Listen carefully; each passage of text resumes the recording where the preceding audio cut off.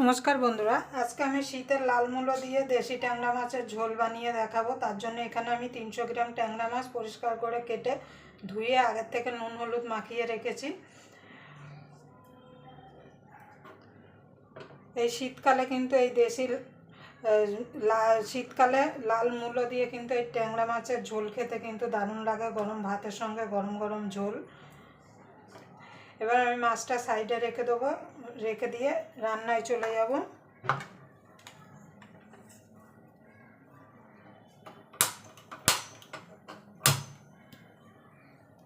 একটা কড়াই বসিয়ে দেবো, কড়াইটা গরম হওয়া পর্যন্ত অপেক্ষা করব।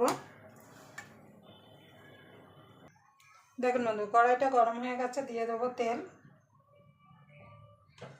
এবার তেলটা গরম হওয়া পর্যন্ত অপেক্ষা করব। দেখুন বন্ধু, তেলটা গরম হয়ে গেছে, এখানে কটা বড়ি নিয়েছি, বড়িগুলোকে আগে ভেজে নেব।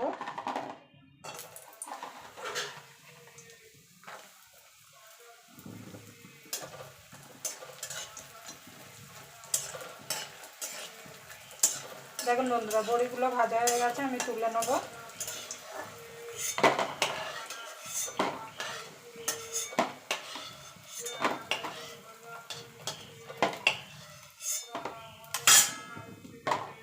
এবার মাছগুলো ভেজে নেব।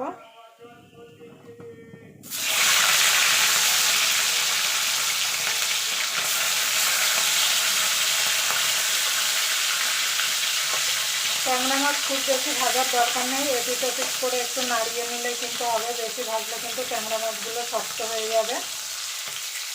আপনাদের যদি ভিডিওটা দেখে যদি ভালো লাগে তাহলে অবশ্যই একটা লাইক করে দেবেন, আর চ্যানেলটা অবশ্যই সাবস্ক্রাইব করে নেবেন, আর পাশের বেল আইকনটা অবশ্যই বাজিয়ে দেবেন, আমি যখন কোনো নিত্য নতুন রেসিপি আপলোড করবো সবার আগে পাওয়ার জন্য।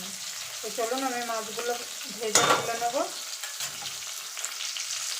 দেখুন বন্ধু, মাছগুলো ভাজা হয়ে গেছে, তুলে নেব। এইভাবে বাকি মাছগুলো সব আমি ভেজে নেব।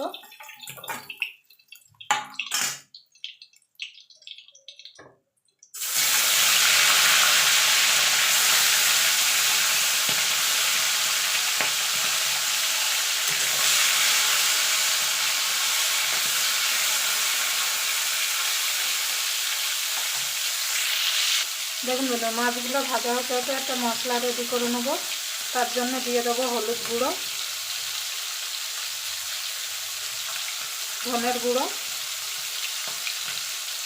জিরের গুঁড়ো, ঝালের জন্য দিয়ে দেবো লঙ্কার গুঁড়ো। এগুলো আমি জল দিয়ে একটা পেস্ট বানিয়ে নেব।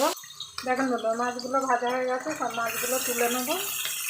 আমি এই তেলেই রান্নাটা করব, তার জন্য ফোড়নে দিয়ে দেবো একটা তেজপাতা, গোটা জিরে।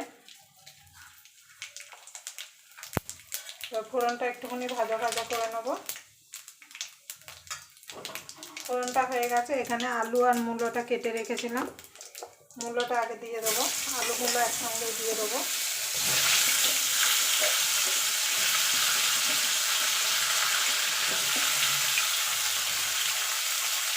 এটাকে একটু ভাজা ভাজা করে নেব।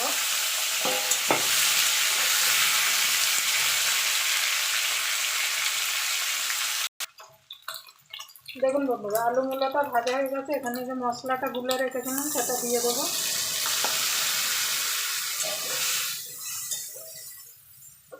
আদাটা দিয়ে দেবো। এবার ভালো করে মশলাটা কষিয়ে নেব। আপনার চাইলে আলু মূলোটা ভেজে তুলে নিয়েও পরে মশলা দিতে পারেন, দিয়ে মশলা কষিয়ে নিয়ে আলু মূলোটা দিয়ে দিতে পারেন। আমি একসঙ্গে দিয়ে দিলাম। এটা টমেটো দিয়ে দেবো। এবার ঢাকা দিয়ে দেবো।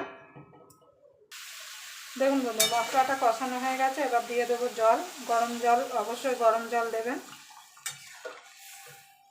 ঝোলটা আপনারা যেমন খাবেন সেই বুঝে এখানে জলটা অ্যাড করবেন।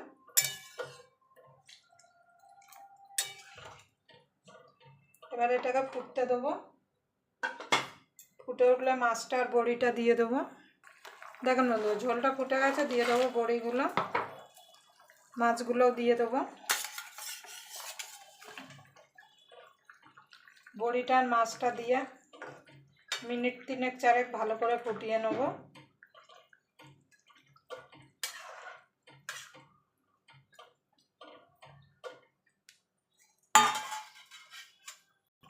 দেখুন বন্ধু, মাছের ঝোলটা হয়ে গেছে, ধনে পাতা দিয়ে নামিয়ে দেবো।